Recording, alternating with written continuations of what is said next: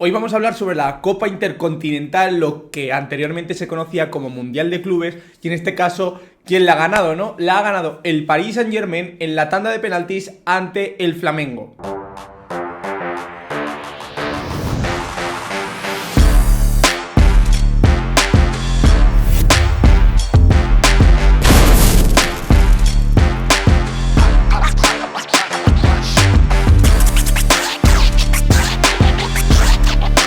Bueno, el equipo dirigido por Luis Enrique llegaba a esta final, o a este partido mejor dicho, como el campeón de la Champions, ¿no? Y Flamengo llegaba a esta final como campeón de la Copa Libertadores. El equipo de Luis Enrique, en este caso, venía como favorito, y el equipo de Filipe Luis, el exjugador del Atlético de Madrid, que lo estaba haciendo de manera impecable en el Flamengo, pues llegaba para ponerle las cosas difíciles. Ya vimos a Flamengo en el Mundial de Clubes en julio, en verano, que era un equipo bastante bueno, bastante bueno. No llegó a, digamos, unas semifinales o una gran final, si no me equivoco, creo que cayó en cuartos de final, pero por ejemplo en su momento en fase de grupos ganó al Chelsea. O sea, sí, ganó al Chelsea en esa fase de grupos. Entonces, bueno, era un equipo bastante competitivo. Y llegábamos a esta final con estos 11. En este caso, en el PSG había algunas bajas, como podía ser, por ejemplo, la de Lucas Chevalier, por ejemplo, que estaba en el banquillo, que decían que podía ser titular, pero al final ha sido baja. Y el 11 inicial era con la baja de Achraf Hakimi, que está con Marruecos por la Copa de África. Y el lateral derecho titular fue Xavier Emery, centrales con Marquinhos y William Pacho, y en la izquierda Nuno Méndez. El centro del campo, el típico Vitinha, Fabián, João Neves. Y arriba, Kvaratskhelia, Desiré Doué, y de delantero o falso delantero con mucha movilidad, Kangin Lee, ¿no? Vale, sorprendente lo de Kangin Lee, porque sí que es verdad que estaba Dembélé sí que, aquí lo tenemos, sí que estuvo, pero sí que venía de una recuperación de lesión. Y en Flamengo teníamos a Rossi en la portería, con Guillermo Varela, Leo Ortiz, Leo Pereira y Alexandro, el ex de la Juventus, en la defensa, con Jorge Carrascal por la banda izquierda y Gonzalo Plata por la derecha. Gonzalo Plata, el que fue exjugador del Real Valladolid.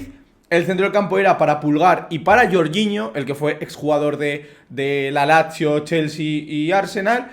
Media punta de Arrascaeta, posiblemente el mejor jugador de todo Flamengo, que hizo también una Copa Libertadores brutal. Y delantero centro Bruno Enrique, que además era el capitán. Hay viejos conocidos como Emerson Royal, por ejemplo, el exjugador de Barça, Betis, Tottenham, Milan. Danilo, que es exjugador del Oporto, del Real Madrid, de la Juve, ¿no? Por ejemplo, Saúl, exjugador del Atlético de Madrid y también del Chelsea, o también Samuel Lino, exjugador de Valencia y del Atlético de Madrid, ¿no?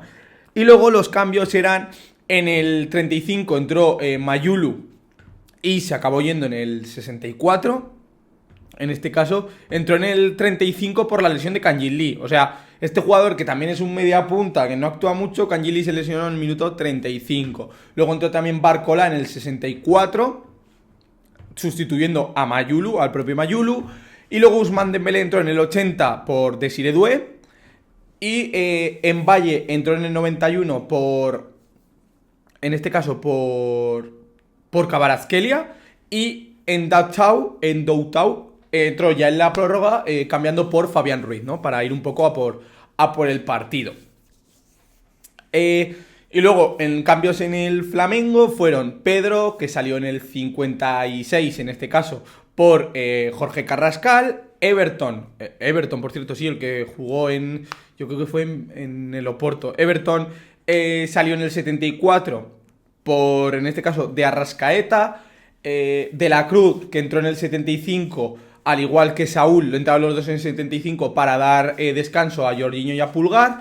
Y Luis Araujo entró en el 92 por Bruno Enrique, el delantero titular. Y luego Samuel Lino entró en la prórroga en el 108 por Gonzalo Plata. Digamos que cambió todo lo que es el frente de ataque, ¿no? El PSG hizo 1, 2, 3, 4, hizo 5 cambios, y sin embargo Flamengo hizo 6 cambios. Bueno, estos eran los 11 titulares. El partido empezó básicamente con bueno, el PSG dominando, siendo muy dominador, y en la primera parte, pues al final acabó marcando gol el PSG, ¿no? Sin embargo, la segunda parte fue bastante distinta. Flamengo empezó a apretar y un penalti que tuvo que revisar en el VAR el árbitro lo transformó Jorginho, que hacía el 1-1. Y el partido lo llevaban a la prórroga. En este caso, aquí estamos viendo, ¿no?, la noticia de la volea, ¿no?, que hablaba sobre todo del partido y de esta final. Luego, ¿qué pasó? Se fueron a la prórroga, donde la prórroga sí que es verdad que el PSG empezó a apretar un poquito, pero no le fue suficiente. Y llegamos a la tanda de penaltis, donde tenemos al héroe de la noche, sin lugar a duda, que es Safonov. Safonov, el portero del PSG, que es la persona que estamos viendo aquí, paró 4 penaltis de 5. O sea, 4 penaltis en lo que es, digamos, la primera tanda, ¿no? No en muerte súbita, sino de los 5 primeros penaltis que se tiran, 4 fueron parados por el portero ruso, ¿no? Dembélé, Vitinha, en este caso, o sea, no...